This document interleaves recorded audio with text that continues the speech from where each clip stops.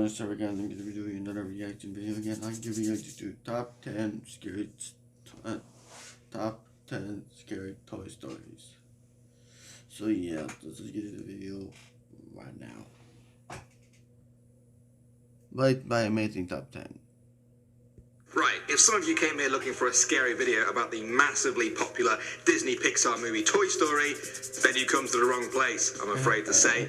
Although, right up there, if you want to click that, is exactly what you're looking for. But watch it after this video. This video is something different. I went to Reddit, thank you Reddit, and found a whole bunch of people's stories about their creepy encounters with toys. Toys shouldn't move their eyes. Toys shouldn't say things they're not supposed to say. Toys shouldn't let out creepy laughs in the middle of the night. And yet these toys definitely did. Let's see how far you can make it through this. My name is Danny Burke, and this is the top 10 scary toy stories. Starting off at number 10 now, we have the Annie doll. This one actually came from a Reddit user who has since deleted their account. Now, I hope it has nothing to do with sharing this story. They said, I had an experience when I was a kid. I would sleep over at my babysitter's house all the time. Her daughter was a few years older than me, and we got along great, so I would sleep in the same bed with her. She had an enormous collection of stuffed animals and dolls. One day, we heard her dog barking aggressively at one of her dolls. What made it creepier was that it was a Raggedy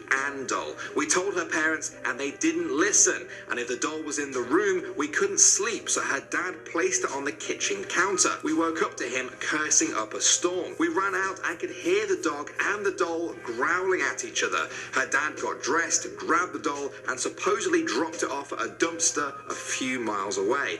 I'll never forget the noise that was coming out of that doll. Next up at number 9 now, we have the Furby. Now, I'm sure a lot of you guys will know what a Furby is. Let's get one of them up on the screen right now, just in case you don't. Okay, good. We all have a mental image of a Furby now. Now let's get into this story from Reddit user GRZMNKY. A friend bought me a Furby once as a joke while we were stationed in Germany. The one she got me was red and black and evil looking. Well, fast forward a couple of weeks after losing interest in the thing, I'm sleeping and suddenly hear this demonic gravelly voice come from my bookshelf. Not the sound of batteries running out, but a seriously demonic voice. I jump up and turn on the lights and search for the sound. I hear it coming from the top shelf, and when I look, nothing is there. Suddenly, I hear the voice behind me, and the little bastard is sitting on top of my wall locker, just repeating this sound. Then it says, "Hello, son, I missed you."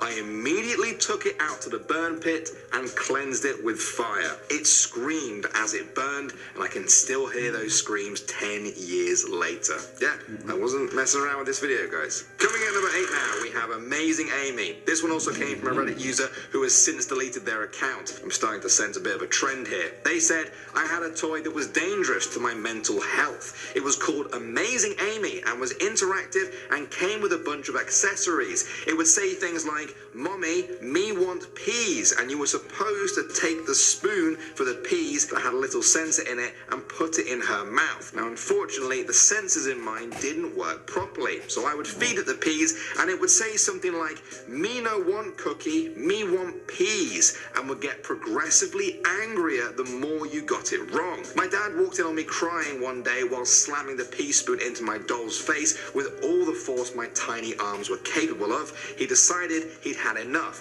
Because I was attached to it for some warped, perverted reason, he just took out the batteries, but it didn't stop working. Okay, it's that last line that got me. Toys with batteries can be as creepy as they want, but when I pull out the batteries and they're still being creepy, nah. Sorry about that.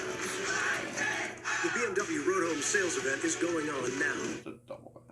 At Bass Pro Shops and Cabela's, you'll find great gear and memories that last forever. Shop in our stores or online. What?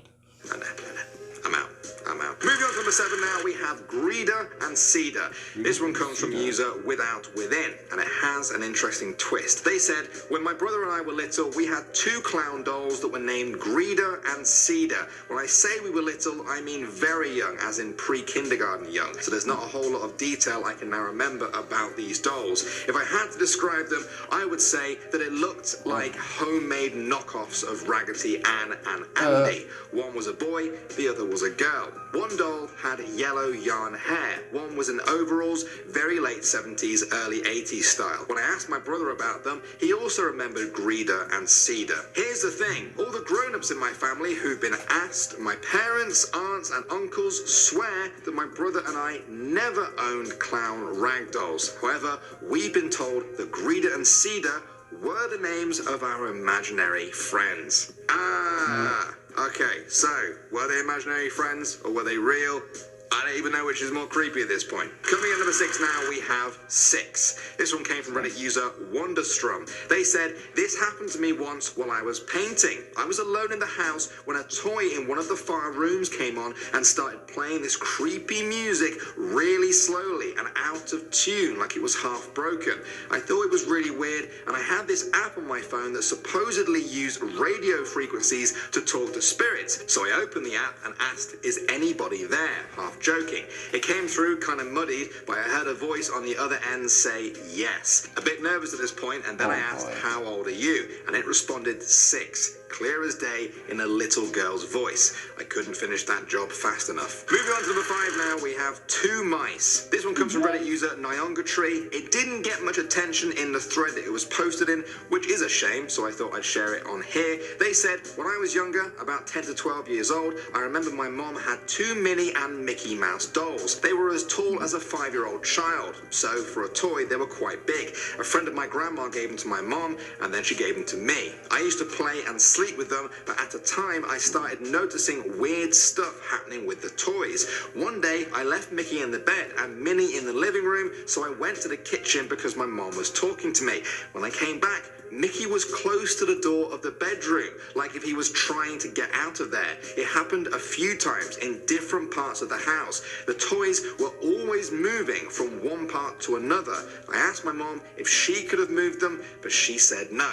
Now, we've done a lot of creepy stories about Disney things being creepy. Just when I thought we'd run out of them, this happens. I think they were trying to get to each other, which is terrifying. Next up at number 4 now, we have Mama. This one comes from Reddit user Sapuff42, and all I can say is, if you've got a problem with creepy dolls, well, maybe don't watch this one. I don't know. They said, my cousin's grandmother had Parkinson's and lived with my cousin, so we grew up knowing her and treating her like she was our own grandmother. She got it into her head at some point that I loved porcelain dolls and would get me one for every occasion, birthdays, Christmas, Easter, etc. My dad built a shelf in my bedroom for them so they could be up and out of the way, which is still nice. One year she got me a musical one. It played for release when you wound the crank in its back.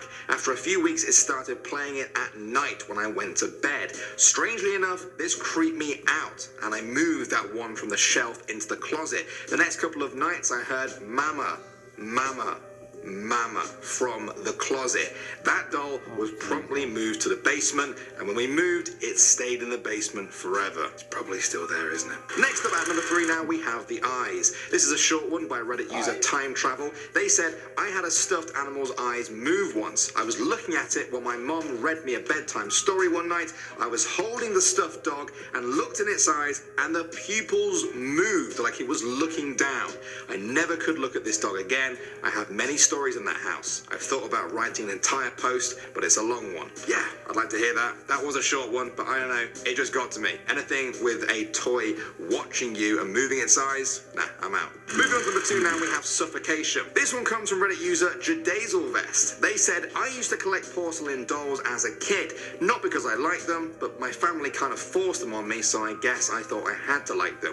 What good to a child is a doll they can't play with?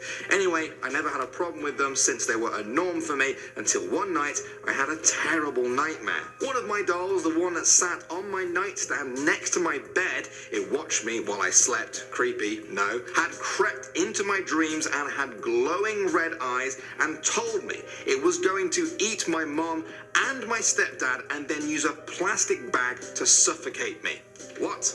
It told you it was going to eat your mom, then your stepdad, and then use a plastic bag to suffocate you. That wouldn't just make me scared of dolls for life. I'd be scared of plastic bags. I'd just get a bag for life instead. For life. It's a joke for all of our British viewers. All 10 of you. And finally, number 1 now, we have caramel. This one came from Reddit user FURBY. They said, this happened a couple of years ago. I was staying at my fiance's place one night, and she has a 6-year-old son whose room was right next to hers. I got up at about 1 a.m. to go and take a leak. On my way back, I hear her son crying in his room. He has this stuffed cat from Build-A-Bear that he adores. It was his first ever Build-A-Bear that he got when he was about 2 or 3 years old. Its name is Caramel, and it has one of those voice boxes that plays a meowing sound. So I go into his room and ask him what's wrong. Why is he crying? He said that one of the cats scratched Caramel as they were jumping off his bed and that he was hurt. I picked up his toy and looked it over and seen nothing. I asked him where Caramel got hurt, and he indicated to one of the toy's paws. I gave it a kiss and said that it's all better. He turned to me, tears in his eyes, and said that he wasn't and that Caramel was dead. I asked him why he would say that, and he responded that Caramel wasn't talking. Thinking that he thought the voice box was somehow damaged, I activate it, and after it's done meowing, I told him, look, everything is fine, and that Caramel still talked. He looked up at me, and in a matter-of-fact voice, said that that's the voice box, not Caramel's voice. Whoa, okay, there we go. What a story to end on, as well. I got chills a little bit, I'm not even kidding. Do you want more? Let me know. This video went on for a lot longer than I thought, so thanks for sticking with it, but I'll wrap it up right now. Thanks for watching as always, guys. My name is Danny Burke, and I will see you all in the next one. So yeah, I hope that's the end of the video. I hope you guys like this reaction video.